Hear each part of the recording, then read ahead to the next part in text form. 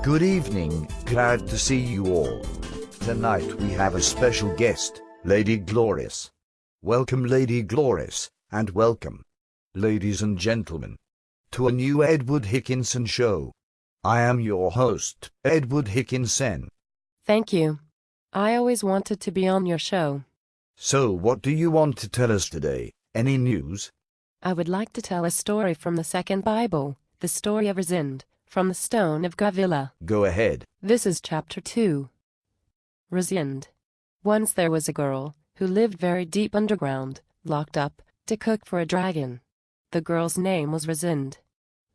Always when she was not fast enough with cooking, then the flames under her big kettle started to rage more and more. Also the dragon wanted many different sorts of strange meat, so Rosalind had to hunt often. When she was not fast enough in hunting, then her bow would become hot as fire suddenly, and then she always fell to the ground by the pain.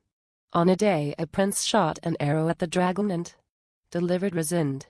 He took her to his castle. To be protected against the dragon, she had to take a bath full of milk in the underground of the castle every day. And every day, wild flowers had to be thrown into it. The prince loved the girl very much, and one day he married her. But then, once, the princess forgot to bath in the bath of milk, and the dragon struck again, and took her to the deep place underground again. Now Rosalind had to work even harder, and the dragon was wrathful more than ever. On a day the prince came to take his Rosalind, but the dragon locked him up behind bars of fire. Rosalind became sadder every day. On a day she was hunting again for the dragon, and she found a deer in a bush. "Please, do not shoot me," said the deer. "Then I will give you all my milk." Then Rosalind remembered again that the dragon couldn't stand milk. Rosalind also asked the deer where the wild flowers were. The deer could give much milk, and soon there was a bath full. Then Rosalind threw the wild flowers in it. Quickly Rosalind took a bath in the milk and went back with wet clothes. When she came to the fire bars, she rubbed them with her milk-wet clothes. While the bars started to break, quickly she grasped her prince at his hand, and together they ran to the bath.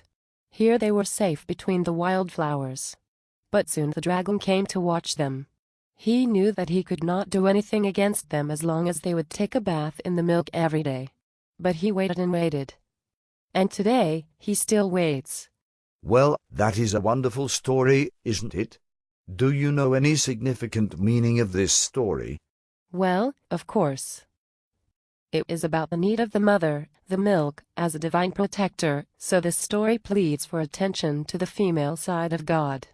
And what do you have to say to all those viewers who were raised up with only a father God? Well, it is important to have a mother also.